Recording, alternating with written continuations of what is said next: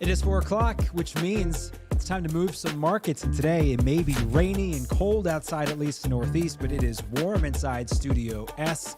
As you welcome in Amanda Rose, our golf expert here at Sport Trade. Amanda, what is going on? We've had some intrigue today ahead of the RSM Classic. Yeah, there's a lot going on.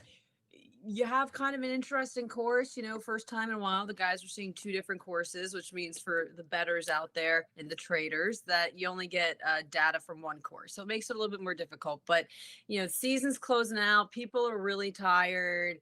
You got to look for the guys that play this event really well every year. Because it's one of those events where every player for the most part is going to have somewhere that they already know they're staying. So they already know that they're going to rent the same house that they rented last year and the year before. So there's like a lot of good vibes and a lot of continuity at this event. So I think it'll be good.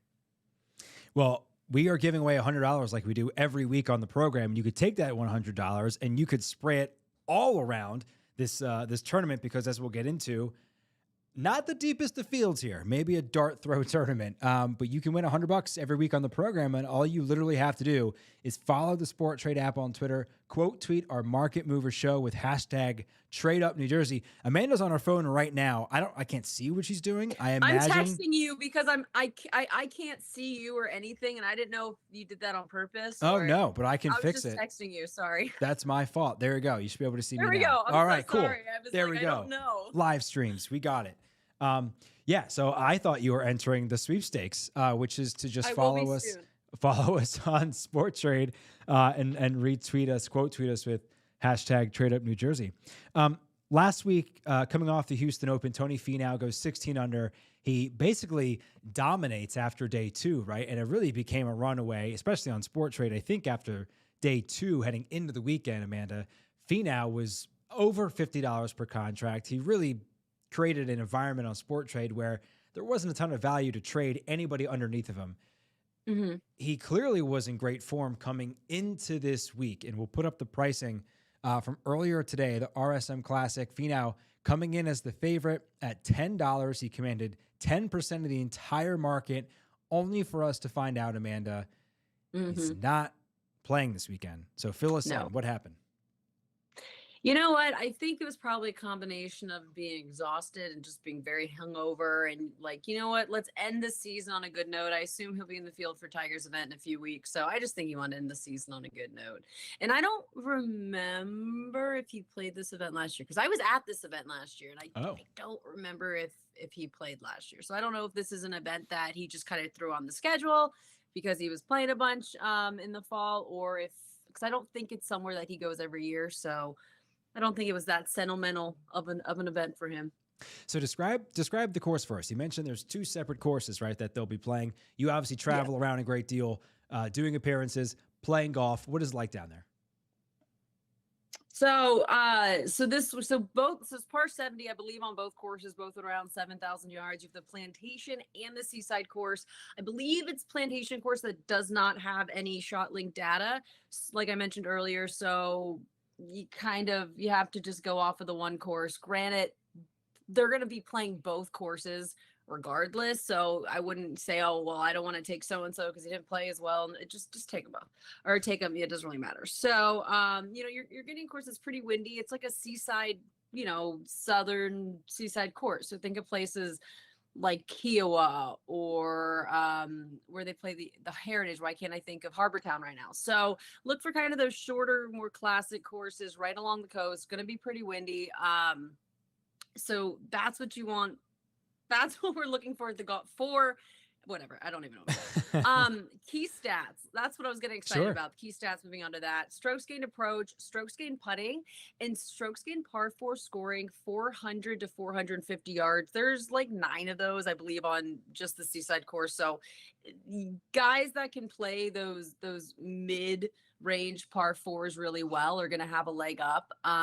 Also, par 5 scoring is going to be a big one this week. So the RSM, as we mentioned, in Georgia, an $8.1 million purse, $1.4 million to the winner. Mentioned how this field is pretty thin. I imagine it's going to be pretty wide open, especially now that Finau's not in it. 5 of the top 40 golfers in the world participating in what is the final PGA Tour event of the season until January. And when I was researching this, Amanda, I had to laugh because the write-up on PGAtour.com is like, come watch 5 of the top 40 players in the world tee it up in Georgia. And it's like, well, you really sold that one pretty well. I'll put up the pricing one more time just to give people an idea of what it looked like previous to Finau's withdrawal. And then I'll put up the pricing that exists on SportTrade. And as I mentioned sort of before, man, this just feels like a dart throw, right? Harman was second. It does. But I also kind of like it. Like, I like how, so when I logged on to make my picks today, the pricing wasn't up at that time. And I was like, all right, I'm just going to pick these guys based off how well they played. And we'll find out what the pricing is once I do. I mean, you're going to see that all of my picks are between $2 and $3. So they're all kind of, the ones that are right there. And I think that they're really well priced. And I like kind of having all of the guys around the same starting price, actually. So in this way, there's no FOMO of not taking the guy that starts at $10 or $12 and being like, oh, I really wanted to do that, but I don't want to do it because, he ends up not playing well. So I think kind of levels the FOMO out. But I like this. I kind of like it.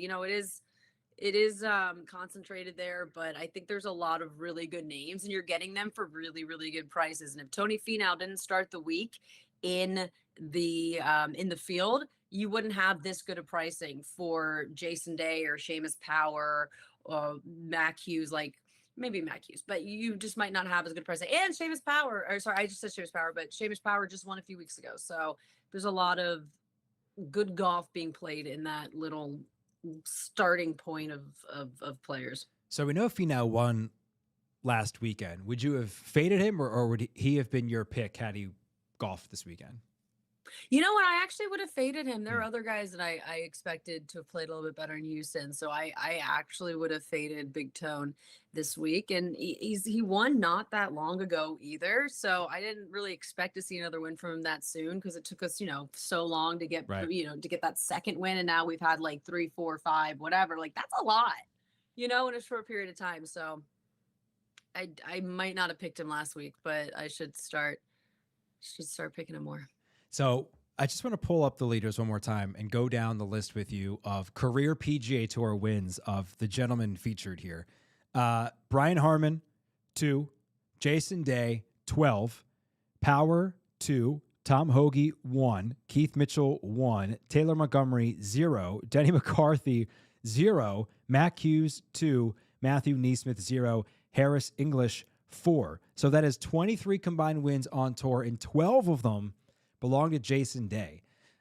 So I just look at this and I say, I don't know, spread it around, right? Especially like you said, they're playing on half of the course without the data available. You can sort of go off of the other course. But to me, this feels like, again, an opportunity to just grab some guys that over the course of the season, you never even would have considered picking to win.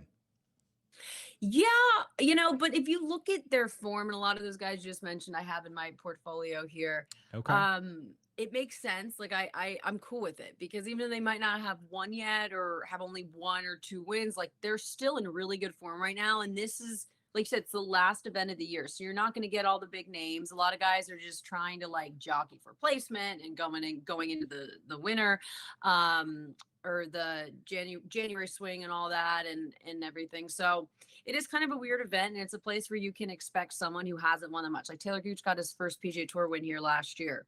Super random. Definitely didn't think it was going to be Taylor Gooch, but it's just one of those places where guys haven't won yet. This is a good place for them to get that first win. So I'll tell you what my leans are, and I want you to tell me how off base I'm going to be before we get the expert picks from Amanda Rose, who joins us today. So here's what I'm thinking. I am on Tyler Montgomery for one of my picks at $3.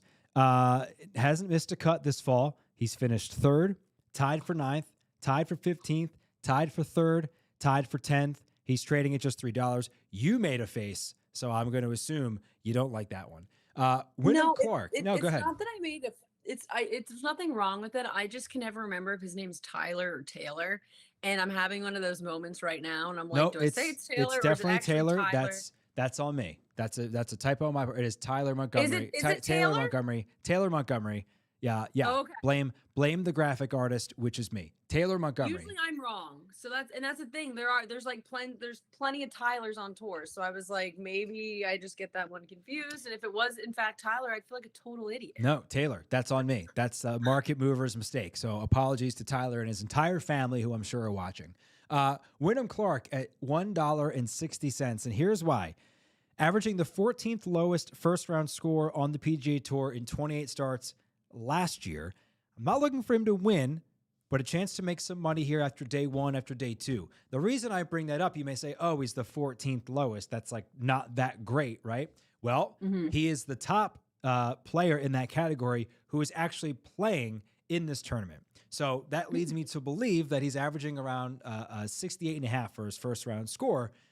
An opportunity to ground out a little bit of profit there in the beginning and then sell him off a little bit later. This is probably where I should mention we've had golf in the Sport Trade app for almost 2 months. I have never picked a successful golfer. My last one here is a man that I don't know why we don't call him Spider-Man. Webb Simpson, $1.40. And I think this is the one. I think Webb Simpson wins this week. 5 top finishes at this event, including 2 playoff losses. Now, if you follow golf a lot closer than I do, you may say, Dan, that's great. It's all about current form. What has he done lately? Well, he missed a cut and then he tied for 52nd. So maybe not the greatest form, but it's all about muscle memory, Amanda. He's got the muscle memory at this course. I think he finally gets over the hump. It's Webb season, Webb winning season. This is our time. Team Webb, $1.40. I'm in. That's not a bad pick. I like that. Pick. Okay. I don't think Webb's not bad. Okay. This could definitely, because like I said, this is a place where the vibes kind of matter. And I can see Webb kind of coming in and be like, all right, I get a few weeks off. Let's go ham. The swaggiest of vibes. That price team is not Webb. that price. Yep. Mm-hmm. Yeah. What say you? Your pick time for you. All right, so I'm going to start with Denny McCarthy. He tied for 10th here last year. So I really like Denny on this course. He tied for 6th a few weeks ago in Bermuda, another kind of short, windy course. He's good on these types of courses with tough greens. He's starting to get his all-around form back. A few months ago, he started hitting his driver poorly. His irons weren't going great, but it seems that those numbers are slowly creeping back into the green. So I think that with his history from last year, he's really had a good season. Like he almost made it to East Lake. I think I don't know. I just think something in him will help him finish the season on a high note, and I definitely think that he could win it. Another guy who won in Bermuda the week that Denny McCarthy tied for 6th, the Seamus Powers. Tied for 3rd last week. He tied for 4th here last year, and he's just another guy who's really good in the wind, as you'd expect from someone from Ireland. 3.5 for Seamus there, 2.5 for Denny.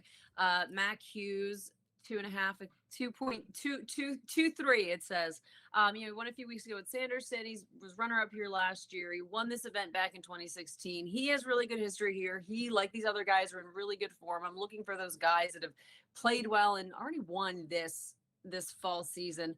And lastly, Tom Hoge played 5 events before Mayakoba, which was like 2 weeks ago. His worst finish in those 5 events was tie for 13th. Now, he missed the cut at Mayakoba, but like I said, his form leading into that has just been so good. He tied for 4th here at this event last year. Just you really cannot fade Tom Hoge right now, even though I told you to pick him the week that he missed the cut, but you just don't fade him. So Amanda, all on the guys who are in good form currently, and I'm on a guy who hasn't finished in the top 50 in Lord knows how long. That's okay. That's okay. And speaking of top form, now that we are sort of at the tail end, right, guys are taking a break. As we look towards the next golf season, Amanda, who are the guys that finished the season in the best form that you're looking at to maybe jump on trading-wise in January? Actually, I would say Tom Hoge is in the top of that list. Okay. The one of the guys I picked. He won this season. He had really good form the end of last season and going into this season, and then managed to get the win in January. I think it was January. It was like January, February. So on the West Coast. So I think he's someone definitely to watch for next year. But some of the guys that you would expect to be around for next season, they aren't around anymore. We've lost Cam Smith, who I think was going to have a great season. Who knows what Bryson could have done this coming year if it weren't for his injury and everything. So I think looking forward to next year is actually a little bit harder now, given the live defections, because some of the guys that were playing really well have defected. But Tony Finau, actually, now that he did get that other win this past weekend, I think he's a good guy to look for next year. He might end up with a major. Who knows? He could have a green jacket. So those are the guys that I am looking forward. It's interesting that we refer to the live defectors as people who are no longer with us. They're no longer with us. Poor Cam Smith. He's no longer with us. He's now defected. Before we go, we were texting a little bit about this World Cup. Now, I cannot say, Amanda, that I am in any way, shape, or form a World Cup aficionado. I am very much somebody who watches soccer when the World Cup is on. But, you know, you have so many responsibilities in life. I'm not somebody who's waking up to watch the Premier League on NBC Sports. So I'm just going to make a pick right now for the World Cup winner. We have our markets up here that I hope you'll be able to see. We have Brazil, Argentina, France, England, Spain, Germany, Netherlands, Portugal, Belgium, I believe, round out the top 10 here. Unfortunately, not going to go with the Stars and Stripes because I've actually seen them play soccer before. I like Argentina here for no other reason than I love powder blues. So give me the light powder blues, $14.50, Argentina. For those watching Market Movers, we will do a World Cup preview, and I will have very little to say. We will bring people in who actually know what they're talking about. What do you think, Amanda? You know, I read on the internet today that the U.S. men's national team might actually be a surprise. Especially in the group stage. So I don't know, maybe a little bit of America. I remember in 2010, I was like, I love Spain. I bet Spain's going to win the World Cup. I knew nothing about it. I was in high school, and then they ended up winning. So I got like super into it for a little bit around then, but then they went on to just disappoint me in the subsequent World Cups. So I haven't really watched much, but I'll be keeping an eye on the U.S. team this year. Okay. 80 cents for the U.S. Who knows? Not bad. If they get out of the group stage, they're ranked 16th in the world. So that would lead me to believe they can get out of the group stage, maybe get an upset or two. You can make some money on that 80 cents. Okay, yeah, Amanda Rose, thank you as always for joining us. We'll put your picks up one more time before we say goodbye. Tom Hoagie, Seamus Power, Denny McCarthy, Mackenzie Hughes. Make sure you are trading on Sport Trade, the RSM Classic. Get in those golf trades before the season is gone. We are back tomorrow, of course, with Derek Gunn, legendary Philadelphia sports reporter, still crying over the Eagles' loss yesterday. We'll talk all about that and the rest of the NFL coming up tomorrow at 4 o'clock. That's it for today. See you tomorrow.